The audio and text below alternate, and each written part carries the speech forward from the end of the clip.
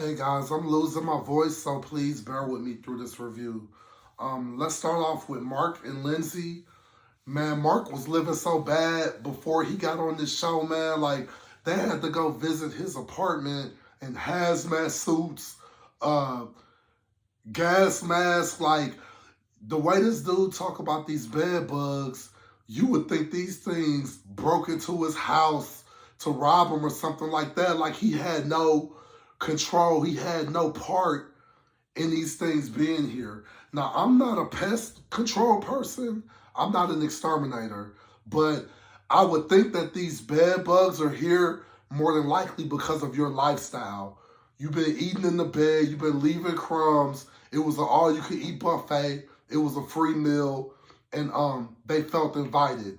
Um, we go to later on in the marriage, and oh yeah, by the way, he had already moved stuff out of the apartment before they filmed this scene. So the state that that apartment, house, whatever was really in, we did not get to see the true state of how he was living in that house, which I'm assuming was very, very filthy for those bed bugs to want to stay there. We flash forward. Man, look, man, make a long story short with Mark and Lindsay, they rushed into this way too fast, meaning that Lindsay said she's either all in or all out. There is no in between. Well, boo, it might have served you better to have an in between, because when you go to extremes between love and hate, uh, you don't know this man. Y'all were still in the process of getting to know who each other were. And instead of you waiting to go through that process, you went all in, and now you're figuring out these things after you've given this man your body, you've given yourself to this man emotionally. And as y'all get to know each other, he's withdrawing because he's not liking the things that he's seen, but y'all both made a decision to get as intimate as you guys did, to say the things to each other that you guys did without knowing each other, which in my opinion was a huge mistake. Um, Pastor Cal, he was saying that they needed someone like Mark the Shark, who was, what was his words, out of this world, to contrast Lindsay. But the thing is, Mark proclaimed himself Mark the Shark. His peers didn't come up for that. So what I'm trying to say is he has a persona that he wants to be, but I don't think that's who Mark really is, and I don't think that he's able to handle this behavior. Lindsay's not going to change her behavior because she doesn't even want to acknowledge her behavior. She looks at the whole situation from her perspective. She doesn't have any empathy. She doesn't have any different point of view than what is her own. I'm taking Mark's word for it for the simple fact that all the issues that he's saying that he's dealing with Lindsay, her father, her family, her friends, forewarned him that these would be the issues that he was dealing with. Now, Mark, I have to fault you because, again, you made a choice to get intimate with this woman. I don't want to say you sold her dreams, but obviously y'all were selling each other dreams of love when you can't possibly be in love because you don't know this person. And now you're in a bad situation to where, again, you've given your all to this person, and you're having second thoughts because you're actually figuring out who this person is. I still don't see this marriage working. I think that they both have flaws, but Lindsay, I still feel like she needs to work on herself. This relationship is not going to work. None of her relationships are going to work until she works on herself. Let's go to Katina and Elijah. It's a common theme this episode of individuals not being forthcoming and not being honest with what they are and aren't willing to do. I have to fault Katina in you're allowing Elijah to set an expectation, unrealistic expectations of what you can do and what you're willing to do. And I don't think that you should start off a relationship doing things that are not going to be sustainable. And the demands that Olajuwon has, in my opinion, they're not sustainable. Now, Olajuwon has an idea of what he thinks a traditional wife should be. He has a whole list of things that he thinks Katina should do. He thinks she should cook, have a hot meal every day, basically be in servitude to his needs. In his mind, that's what a traditional wife is. But do you have an idea of what you think a traditional husband is? What do you think as a husband you should be to Katina? Because you want her to fulfill these traditional roles, but when it comes to you buying stuff for the household, renovating, doing things that she wants as a traditional husband, according to your standards, you should be able to provide those things. It should be no question about finances. It should be a question of, I'm the husband, it's my job to provide, I'm going to give these things to my wife. With Olajuwon, you're all talk. You can say all of this stuff with a smile on your face. You can say this stuff as politely as you can. But at the end of the day, I don't see your actions backing your words of what you say to this woman. When you first met this woman, it was, I'm going to give you the world, you my queen, I'm not going to let you down. But your actions show that really this whole relationship is about you and about you getting your needs met. Whereas with Katina, her needs are kind of an afterthought. Now, you want to portray yourself like you're this great husband. You want to have the image of this great marriage and that you're fulfilling your wife's needs. But in reality, we are not seeing that. What we're seeing is, I want this, this, and this. And when she says things that she wants, or when she has emotional needs, you either can't do it or you're not willing to do it. I'm not going to go into a rant about traditional marriages, traditional relationships. I'll save that for later if Olajuwon, takes his stuff too far. But again, I feel like Katina is allowing him to set these expectations instead of telling him up front, look, I want to compromise, I want to make you happy, but realistically, I work.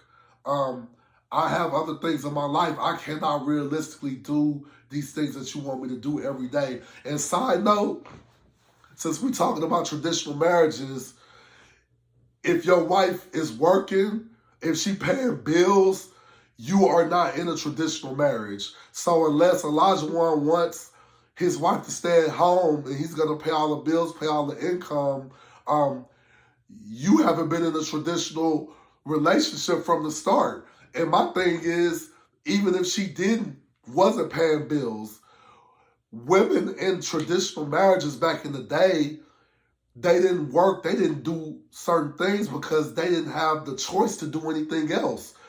In a misogynist society, they were not allowed to work. They were not allowed to make their own money. But I'm sure those women, those traditional wives, they had dreams and aspirations outside of the household. Now, if you want to be a housewife, it's nothing wrong for that if that's what you choose to be. But I don't feel like just because you become someone's wife, that means that you're not allowed to dream, you're not allowed to have aspirations. Your whole life is designated to being in servitude of your husband. I don't see that. I just feel like instead of Olajuwon, instead of the narrative being what he needs as a husband, he needs to figure out what they need as a couple and what she needs as a wife, because it's being dominated by his needs and his expectations. Let's go to Steve and Noy. Yo, man was Lifetime overselling his storyline for being quote-unquote homeless, for being a vagabond, for being a nomad, because at one point, they were selling this to us as if this guy was a wanderer, he was traveling, he was living out his car, he was on a permanent vacation, but it turns out this guy has a whole apartment. I mean, he's settled down enough to where he has weights, he has clothes, he has a whole life in this apartment. So how realistic how over-exaggerated is this storyline of him being a traveler and a wanderer? Because I was under the impression that he was gone so much he didn't have a home. He didn't have a place to stay. And that doesn't seem like that's the case. Again, Steve is making the same mistake that Katina made. Nora is saying that this dog sleeps in the bed, lays on the couch, all of that stuff. Even though he knows he's uncomfortable with this and he doesn't really want to do this, instead of him telling her that up front and saying, I don't feel comfortable sleeping in this bed with this dog, he's acting as if he's going to be able to compromise, and he's setting false expectations that he's not going to be able to live up to. And girl, if you're not going to compromise on this dog, girl, why didn't you marry the dog? If you want to sleep in this bed with this dog so bad, you should have just been in a relationship with this dog. I don't understand how you would sacrifice potentially being in a happy marriage, having a partner, having a spouse, so that you can cuddle with your dog, I guess, for the rest of the night. I don't understand the priorities. Nor she does not want to compromise. And that's what a relationship is compromise. It's not just you as two people. Even with the whole baby situation, if you deal in absolutes, your relationship is not going to work. I don't care if you're married. I don't care if you're boyfriend, girlfriend. I don't care if you're dating. It's never going to work. And the expectations that she has for her spouse to be lockstep and fold with everything that she wants to do, the marriage will never work. Also, it's hard for me. I don't know how I feel about Steve's work situation, because I don't know what his finances are like, because he's acting as if him freelancing, he's able to pay for an apartment, he's able to travel. I don't know how much money he's making freelancing and not having a stable job. However, he's going to have to compromise his lifestyle for his potential family. And I don't think he has an interest in doing that. And if he didn't, why do you want to be married? Why do you want to be married, Steve? I don't see this relationship working either. I think the experts did a terrible job, in the sense that just by Steve having a job, just their fundamentals, he should not be on the show. All right, man, let's get to Michael and Jasmina. All right, man, so I need all y'all Michael defenders. I need all y'all Michael coddlers to explain this to me, man. Because turn out, man, dude living with not one, dude living with two whole females in his apartment. Now, this dude, she asked him straight up, has he ever lived with a woman? This dude didn't flinch, didn't blink, didn't twitch. He told her with a straight face, looked her in her eyes, and told her, I have never lived with a woman. I have never been in that situation. I have never experienced that. Well, obviously, that was a bold-faced lie, twofold, because he's lived with two women. So my first impressions of Michael, like I've said in a previous review, when I heard that he was a personal trainer, normally I would have immediately wrote him off, because he deals with so many different types of women. He's in so many different situations. It's hard to find a man disciplined enough to be in those situations and be disciplined enough not to act on opportunities that he might or might not have with these women. I was giving him the benefit of a doubt because he seemed like he was disciplined enough to do that. But it turns out Michael is a liar. So in his mind, he's not lying. He's just withholding information. So what other information is Michael withholding? Do you have a girlfriend on the side and you just haven't told her because she didn't ask you? Do you have a baby on the side and you just didn't bother to bring it up because it wasn't something that Jasmina brought up in the conversation? Also, look, man, Michael talking about stuff that happened in the 6th grade, man, when he was getting beat up by fat kids in elementary school, but you didn't think to disclose to your wife after she specifically asked you about your living situation that you lived with 2 females, and the fact that he was diverting responsibility for what he did, meaning, or what he didn't say, is highly suspicious to me that you're trying to downplay these women. Which, if it wasn't a situation, it wouldn't need to be downplayed. You would have been forthcoming with this information. Look, man, I hear everybody saying that Jasmina is making this stuff up in her mind. I don't see it because the behavior that she's complaining about, we're seeing it. Now, we have a flip side to where this is not the first time that Jasmina has said this. She said that behind the scenes, Michael has been screaming at her, being very disrespectful towards her, talking very aggressively to her. So it's stuff going on behind the cameras that we haven't seen that has caused Jasmina to have the type of demeanor that she has. Now, if you remember, when Michael felt like he was cut off by Jasmina in a previous episode, it didn't matter if it was reality or not. As far as he was concerned, as long as he felt like that warranted Jasmina apologizing to him because that was his truth. Well, we have a flip side to where she feels like she's being disrespected. She feels like the way he's communicating with her is disrespectful. And instead of him apologizing because that's her truth, it doesn't matter how she feels. Because in his mind, that wasn't reality.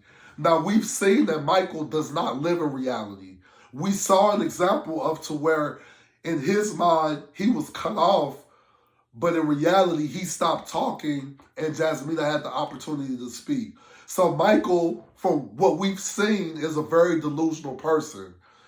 I don't know if by the trauma that he's lived in his life, he's living in some type of alternate world. I don't know what's going on with Michael, man, but I just do not understand how people cannot see the behavior that he's displaying when he told her, what the hell are you trying to say about something she was saying?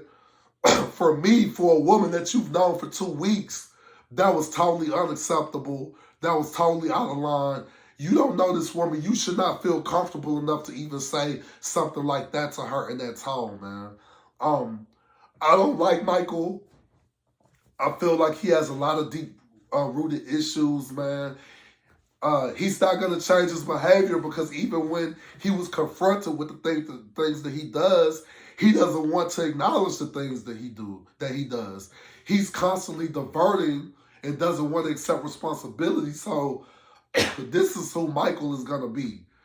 And I think that Jasmina has no interest in being with somebody like that, and neither would I. What else?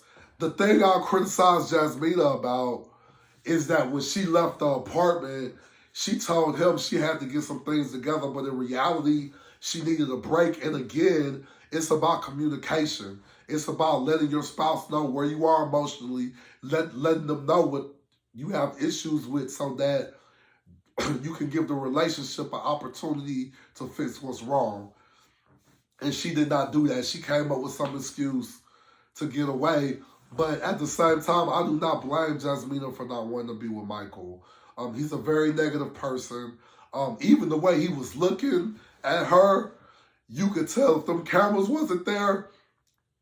I ain't saying he would hurt her or nothing like that, but yeah, you could see he could probably get fly out the mouth, man.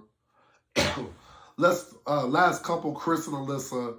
Look, man, Chris, I don't even know why you moved in the apartment, man. You talking a big game. You saying if she ain't even 1% in, you all out. Well, by her not moving into the apartment, that should have let you know right then she's not interested in building a relationship with you.